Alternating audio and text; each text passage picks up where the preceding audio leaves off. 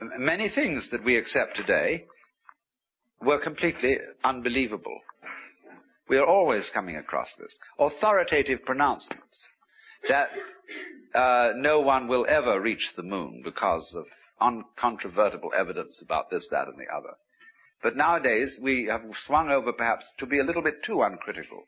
And as Norbert Wiener warned in his book, The Human Use of Human Beings, we must not take science as a sort of fairy godmother and say, well, we have all these problems of overpopulation and lack of water and so on, but science will solve it, don't worry. See, that's the other extreme. But there are these fashions. If I can possibly realize that the way the world is evoked by the structure of my organism. It is that way. All mountains and suns and moons and stars are the inhabitants of a strictly human world. Perhaps insects, with their different sense organs, have a very different universe, and that is an insect universe.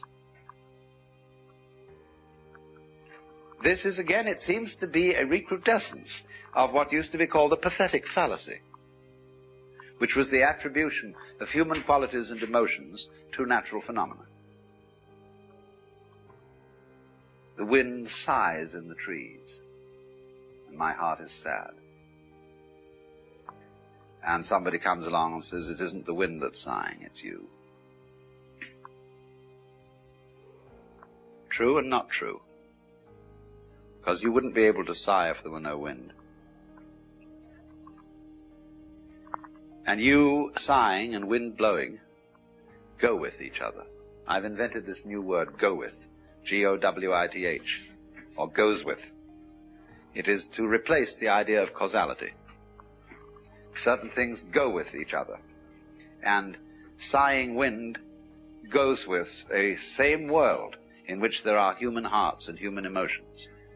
And if there were not a world with human hearts and emotions, there would be no wind. And if there were no wind, air, there would be no human hearts and emotions. It's a transaction. It's reciprocity.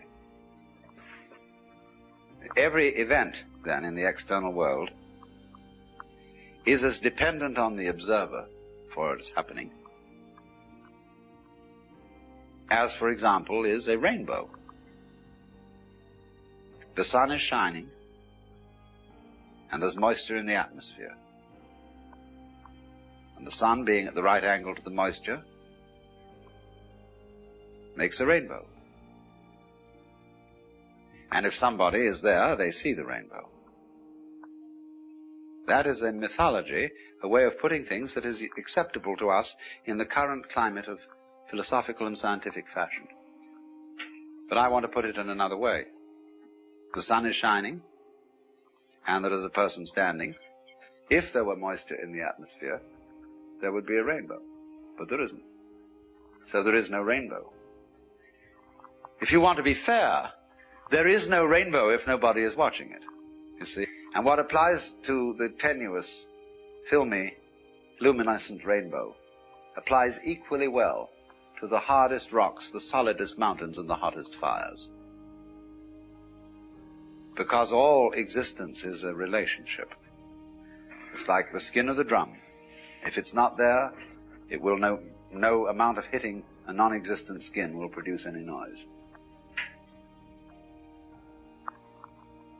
So you see, energy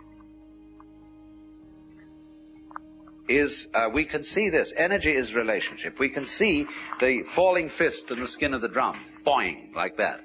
And if there isn't both the falling fist and the skin, no noise, no existence. But existence is not only the impact of rocks upon each other. Existence requires, always as its third, you can get the rocks knocking, the sun and the moisture, the tree crashing to the ground, the sun pouring out electrical energy. But none of these things constitute existence until related with the neurological complex. But then you have to look backwards and say at the same time, the neurological complex belongs to the same world as the sun. It's a physical pattern, physical behavior, physical energy.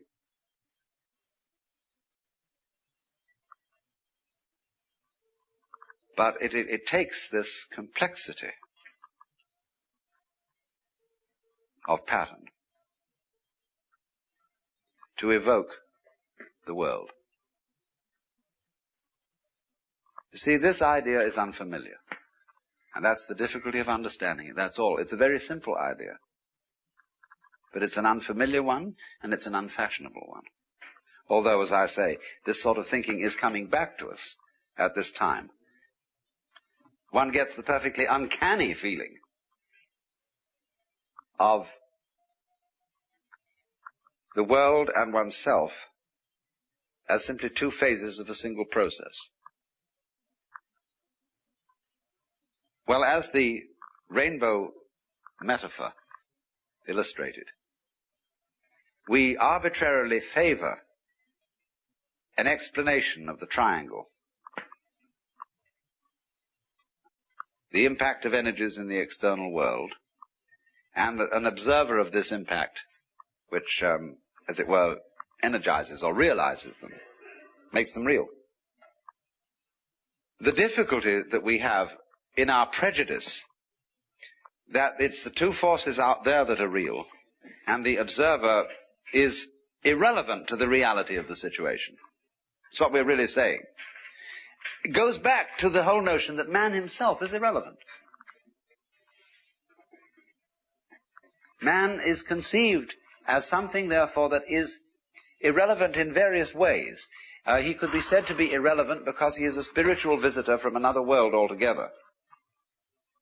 He could be said to be irrelevant because he's unimportant. He makes very little difference to the total universe. He's very small. But when you get this kind of thinking, you want to go back and ask, why do people want to believe that man is irrelevant? When you hear today people's comments on that old myth of man as the head of nature, they come back in a very funny way. They say, oh, that's a most conceited point of view. Man is part of nature. Yes, but why is it that the naturalists who think that man is part of nature are always fighting nature? Because they don't understand what it means to be the head of nature. Every creature is the head of nature in its turn. And we all take turns, because it's taking turns that makes the world go round.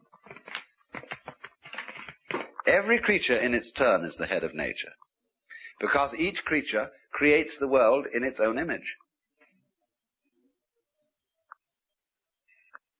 And so each creature, as a creator of the world, is man. Man simply means the middle position.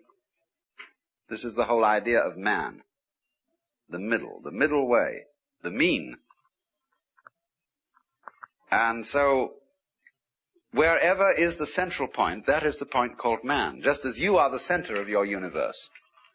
And as the astrologers explained, that when you wanted to draw the map of the soul, you took the center point occupied by the individual organism.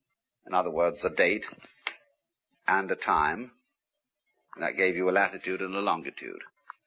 And so in relation to that date and time, how was the universe arranged shows the map of the individual soul.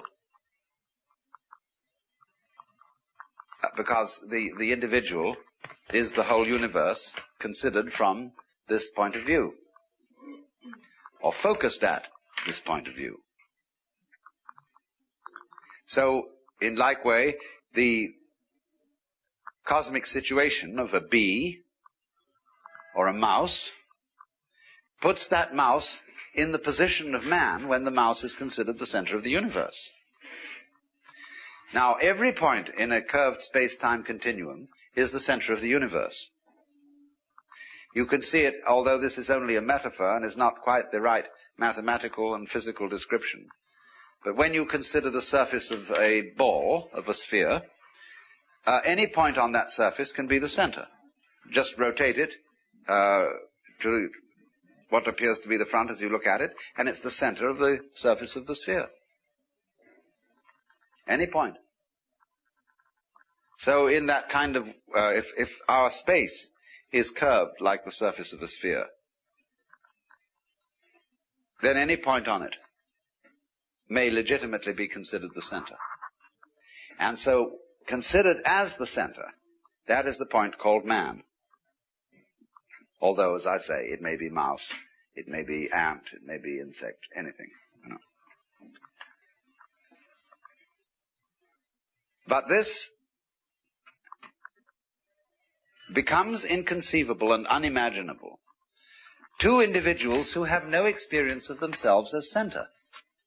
And people who insist on the idea of being an objective observer, of standing outside and watching the individual, the world as a kind of television screen or movie screen upon which there is a distant panorama of passing events. That person, by adopting that position, has excluded himself from the feeling of centrality.